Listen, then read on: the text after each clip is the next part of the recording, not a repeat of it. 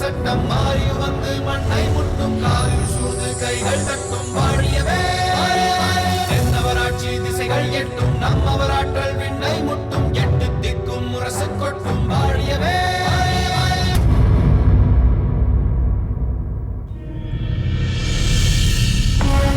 காரிக்கண்ணனாரே, தாங்கள் என் பொருட்டு நாங்கூருக்கு சென்று பேசிவிட்டு வந்தீர்கள். ஆனால் நாங்கூர் வேளாரிடமிருந்து இதுவரை எந்த பதிலும் வரவில்லையே. நாங்கூர் வேளார் நல்லவர்தான் மன்னவா. இருங்கோவேளை நினைத்து பயப்படுகிறார். நாங்கூர் வேளாரின் மகளிடம் நான் சொன்னதை கேட்டு அவர் மிகவும் மகிழ்ந்து போனார். அவர்தான் எதையும் ஆலோசித்து செய்வோம், அவசரப்பட வேண்டாம் என்று சொன்னார். அவர் தன் தந்தையிடம் நிலைமையை தெளிவாக எடுத்து கூறுவார். அவர் தர்ம சங்கடமான நிலையிலிருந்து மீண்டு வர வேண்டும் அல்லவா? அப்படி என்ன தர்ம சங்கடம்? மன்னவா, நீங்களே நினைத்து பாருங்கள். தர்ம சங்கடம் என்ற ஒரு சொல் இருக்கிறதே தவிர அதர்ம சங்கடம் என்று நாம் கேள்விப்பட்டிருக்கிறோமா? அதர்மத்திற்கு சங்கடமே கிடையாது. தான் நினைத்ததே சரி என்று சாதிக்கும். ஆனால் தர்மத்தின் நிலை அப்படியல்ல. இதை செய்வதா அதை செய்வதா என்ற சங்கடம் ஏற்படும். நாங்கூர் வேளாருக்கும் இப்போது அப்படிப்பட்ட நிலைதான். ஒன்று, இருங்கோவேளுடன் துணை சேர்ந்து அவர் தங்களுக்கு பகையாக வேண்டும், அல்லது தங்களுக்கு உறவினராக இருந்து இருங்கோவேளுக்கு பகையாக வேண்டும். இரண்டில் எதை செய்வது என்பதில்தான் அவருக்கு சங்கடம். வாழ்க மாமன்னர்! என்ன செய்தி? நாங்கூர் வேளார் தங்களை காண வந்திருக்கிறார். அப்படியா? புலவரே, நாங்கூர் வேளார் தர்ம சங்கடத்திலிருந்து மீண்டு விட்டார் என தெரிகிறது. தாங்களே சென்று எதிர்கொண்டு அழைத்து வாருங்களேன். உத்தரவு மன்னவா.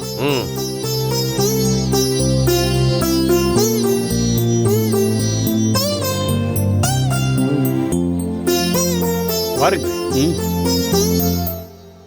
வாழ்க மாமன்னர் கரிகால் வளவர்! வாருங்கள் நாங்கூர் வேளாரே. தாங்கள் இங்கு நேரில் வந்தது எனக்கு பெரும் மகிழ்ச்சியை தருகிறது. அத்தோடு தங்களுக்கு பெண் கொடுக்க எனக்கு பரிபூர்ண சம்மதம் என்று தெரிந்தால் தாங்கள் மேலும் மகிழ்வீர்கள் அல்லவா? அதற்காகத்தானே நாங்கள் அவளோடு காத்திருக்கிறோம். எப்போது நீங்களே வந்து விட்டீர்களோ அப்போதே நீங்கள் அதை ஏற்றுக்கொண்டீர்கள் என்பதை நாங்கள் உணர்ந்து விட்டோம். அதற்குரிய சிறப்பு என்ன என்பதை இப்போது தாங்கள் அறிந்தீர்களா? தாங்கள் எதை சொல்கிறீர்கள்? பேரரசர் வருகிறார் என்றால் சிற்றரசர்கள் எழுந்து நிற்பார்கள். ஆனால் இப்பொழுது தங்கள் பொருட்டு பேரரசரே எழுந்து நிற்கிறார். இதுதான் தங்களிடம் சொன்ன உதாரணம். உண்மைதான் புலவர் பெருமானே. பேரரசர் நிற்பது எனக்கு சங்கடமாக இருக்கிறது. அப்படி என்றால் வாருங்கள், அமர்ந்து பேசுவோம். நல்லது. அமருங்கள்.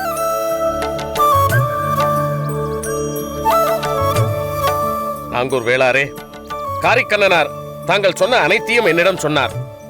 இனி தங்கள் நாங்கூர் எனக்கு கட்டுப்பட்ட நாடல்ல, எமது அன்பிற்கு உட்பட்ட நாடு. தாங்கள் இருங்கோவேளை நினைத்து சிறிதும் கலங்க வேண்டாம். அவனால் தங்களுக்கு எந்த ஆபத்தும் நேராதபடி பாதுகாக்க வேண்டியது என் பொறுப்பு. அந்த நம்பிக்கை எனக்குண்டு. அத்தோடு தங்களுக்கு எதிராக நடப்பவற்றை தங்களிடம் சொல்ல வேண்டிய கடமையும் எனக்குண்டு. ஓஹோ, அப்படியானால் அங்கு ஏதோ நடந்திருக்கிறது என்று சொல்லுங்கள். ஆமாம் புலவரே, தாங்கள் வந்து சென்ற சில நொடிகளில் இருங்கோவேலிடமிருந்து அழைப்பு வந்தது. வழக்கம் போல் அவர்கள் உரையாடி கொண்டிருக்க குழப்பமான மனநிலையில் நான் அவர்கள் பேசியதை செவிமடுத்தேன். ஏன் இவர்கள் இப்படி குறுக்கு வழியில் செல்கிறார்கள் என்ற சிந்தனையோடு நாங்கூர் திரும்பினேன்.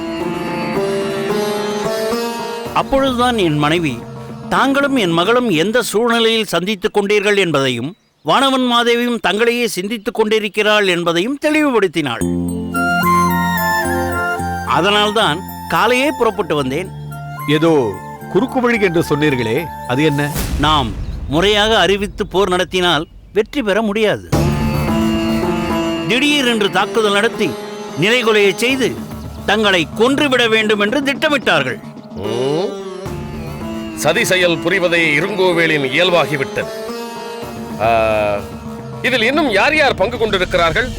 செங்குன்றத்தூரார், மிலாடுடையார், கொள்ளிக்குற்றத்தார், அழுத்தூர் வேளா. ஓ, அந்த விஜய பூபதியா?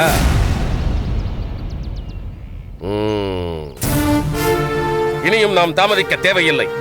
அவர்கள் திடீர் தாக்குதல் நடத்தும் வரை காத்திருக்க வேண்டிய அவசியமும் இல்லை. முறைப்படி அறிவித்துவிட்டு படையெடுக்க வேண்டியதுதான். உடனடியாக கிள்ளி வளவனிடம் சொல்லி படைகளை திரட்டச் சொல்லுங்கள். நாங்கூர் வேளாரே, மன்னவா, சரியான நேரத்தில் வந்து அவர்கள் சதி திட்டத்தை தெரிவித்தீர்கள். அவர்கள் சதியை முறியடிக்க என்ன செய்ய வேண்டும் என்பதை தீர்மானித்த பிறகு முறைப்படி திருமண ஏற்பாடுகளை பேசலாம். சரி, நான் விடைபெறுகிறேன். புலவரே, மன்னவா, நீங்களே சென்று இவரை வழி அனுப்பி விட்டு வாருங்கள். ஆகட்டும் மன்னா. வருகிறேன் மன்னவா. நல்லது. வாருங்கள்.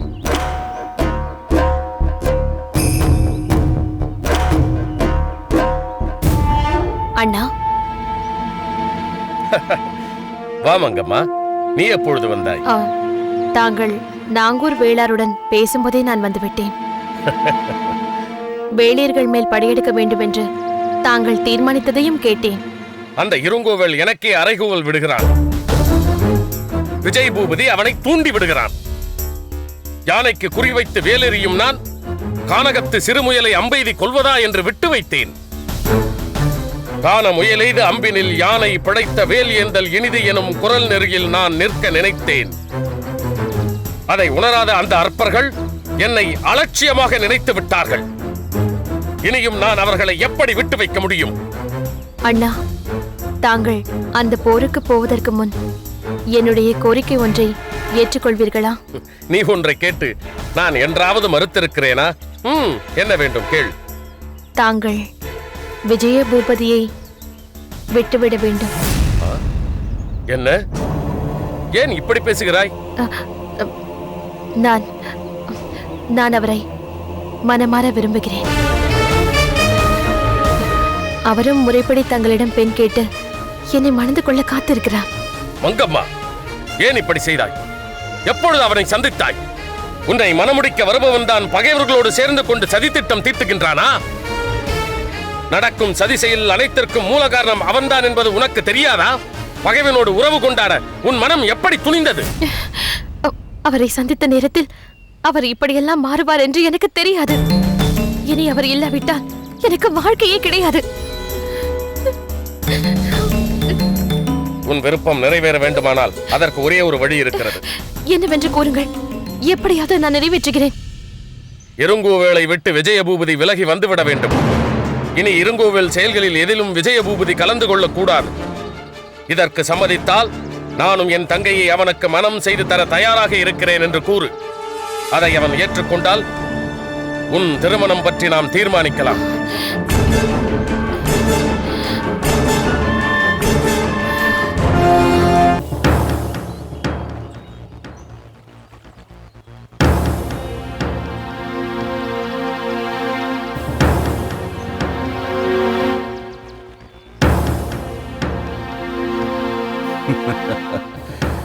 ஆஹா, மங்கம்மா, எனக்கு முன்பே வந்து நிற்கிறாயா? இந்த முறை நான் வருவதற்கு தாமதமாகிவிட்டதா? இப்போது இங்கு நீ எனக்காக எதிர்பார்த்துக் கொண்டிருப்பதில் உனக்கு ஒன்று புரிந்திருக்குமே. காதலனுக்காக காத்திருப்பதில் கூட சுகம் இருக்கிறது என்று புரிந்திருக்குமே. மங்கம்மா, என்ன நேர்ந்தது? வீராங்கனையான உனது கண்களில் கூட கண்ணீர் வருவதை நான் இன்றுதான் பார்க்கிறேன். என்ன நடந்தது? எதுவாயினும் சொல். என் தமையனிடம் நான் என் காதலை உடனே சொல்ல வேண்டிய நிலை ஏற்பட்டு விட்டது. அப்படி என்ன அவசியம் நேர்ந்தது? நாங்கூர் வேளார் தன் மகளை என் அண்ணனுக்கு மணம் முடிக்க தீர்மானித்து விட்டார். அதன் காரணமாக வேளிர்கள் யாவரும் இருங்கோவேல் தலைமையில் ஒன்று சேர்ந்து போர் தொடுக்க தயாராகி கொண்டிருக்கிறார்கள் என்பதை அவர் என் தமையனிடம் சொல்லிவிட்டார். எத்தகைய வஞ்சக செயல்! இதனால்தான் முதல் முறை நாங்கள் சந்தித்த போது கரிகாலனுக்கு எதிராக ஆலோசித்து பேசி எங்களை எல்லாம் தூண்டிவிட்ட அவர் இரண்டாவது சந்திப்பில் உடல் நலமில்லை என்று எதிலும் பங்கு கொள்ளாமல் விலகி இருந்தாரோ? ஆமாம், அதுதான் காரணம். மற்ற வேளிர்கள் மீது தானே தாக்குதல் நடத்துவதென்று தீர்மானித்து விட்டார் எனது அண்ணன். அதற்கு பிறகும் சொல்லாமல் இருக்கக்கூடாதே என்று சொல்லிவிட்டேன். என்றைக்காவது ஒரு நாள் சொல்ல வேண்டிய விஷயம் தானே? இன்று சொல்ல நேர்ந்ததில் தவறொன்றுமில்லை. அதற்கு என்ன சொன்னான் உன் அண்ணன்? அதைத்தான் உங்களிடம் எப்படி சொல்வதென்று புரியாமல் நான் தயங்கிக் கொண்டிருக்கிறேன். எதுவாக இருந்தாலும் நீ சொன்னால்தானே எனக்கு தெரியும். நான் சொல்ல போவதை நிச்சயமாக ஏற்றுக்கொள்வீர்களா? நீ சொன்ன பிறகு அல்லவா அதை பற்றி நான் தீர்மானிக்க முடியும். என் அண்ணன் தங்களுக்கு என்னை மனமுடித்து தர ஒரு நிபந்தனையை விதித்திருக்கிறார். என்ன நிபந்தனை? தாங்கள் இருங்கோவேளை விட்டு விலகிவிட வேண்டும். இனி அவனோடு சேர மாட்டேன் என்று வாக்களிக்க வேண்டும் என்று- போதும் நிறுத்து. இதற்காகத்தான் இப்படியெல்லாம் பீடிகை போட்டாயா?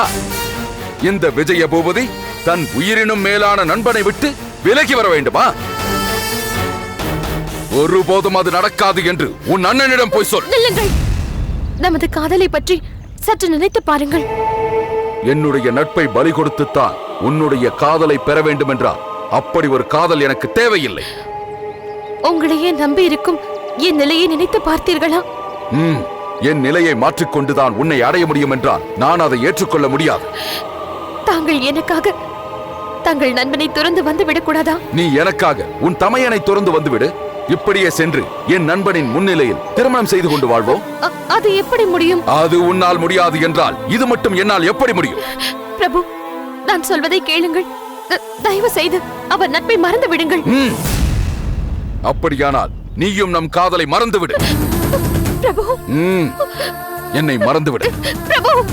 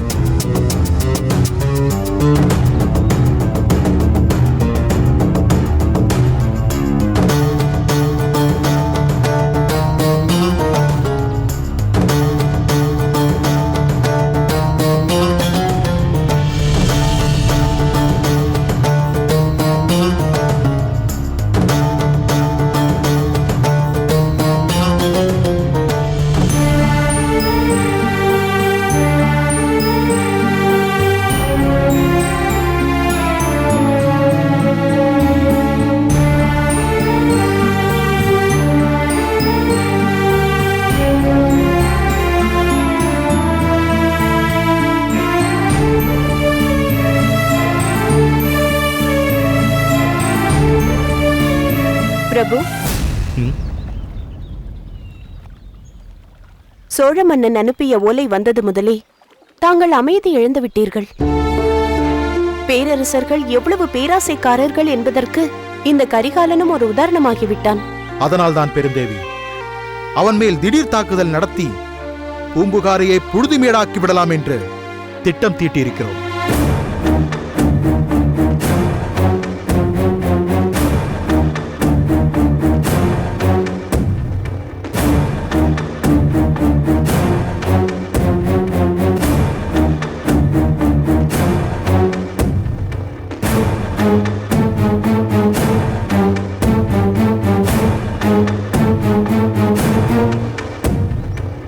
நண்பா,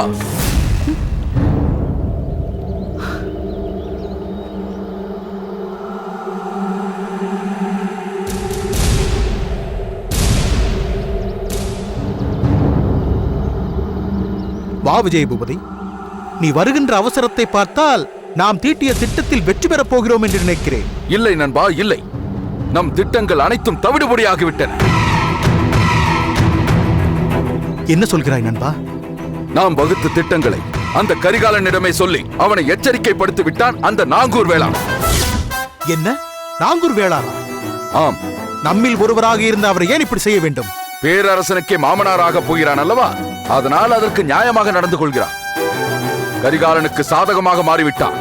அண்ணா, இப்படி அமருங்கள், சற்று பொறுமையாக பேசுங்கள்.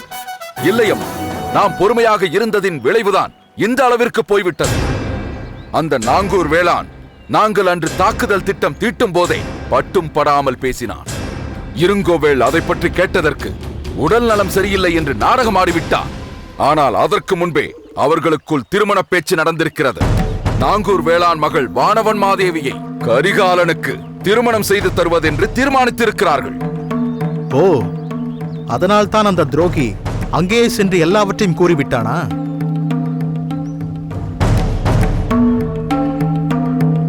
நாங்கூர் வேளாண் மகளை மணப்பதன் மூலம் ராஜதந்திரமாக செயல்பட்டு அவனை நம்மிடமிருந்து பிரித்து விட்டானா அந்த கரிகாலன்?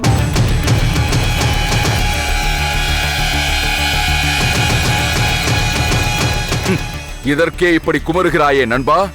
இப்போது அவன் என்னையே உன்னிடமிருந்து பிரிக்க ஒரு சூழ்ச்சி செய்கிறான் என்று அறிந்தார் நீ என்ன சொல்வாய்? என்ன? என்னிடமிருந்து உன்னை பிரிப்பதா? அது அந்த கரிகாலனால் மட்டுமல்ல, அவனை படைத்தவனாலும் முடியாது.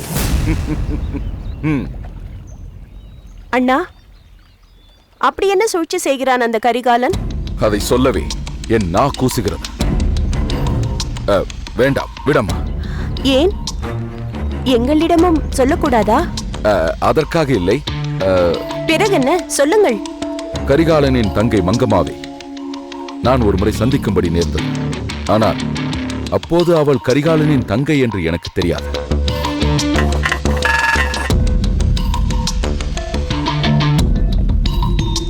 பிறகு பலமுறை சந்திக்கும்படி நேர்ந்தது. நாங்கள் ஒருவரை ஒருவர் மனப்பூர்வமாக விரும்பத் தொடங்கிவிட்டோம்.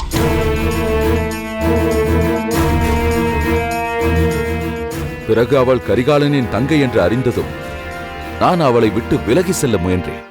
ஆனால் அவளின் அன்பு என்னை கட்டுப்படுத்திவிட்டது.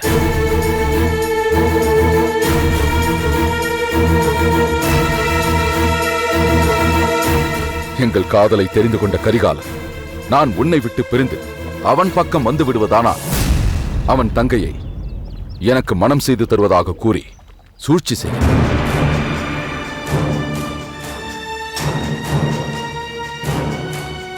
நகமும் சதையுமாக இருக்கும் நமது நட்பை பற்றி தெரிந்து கொண்டே இப்படி சொல்லி இருக்கிறான்.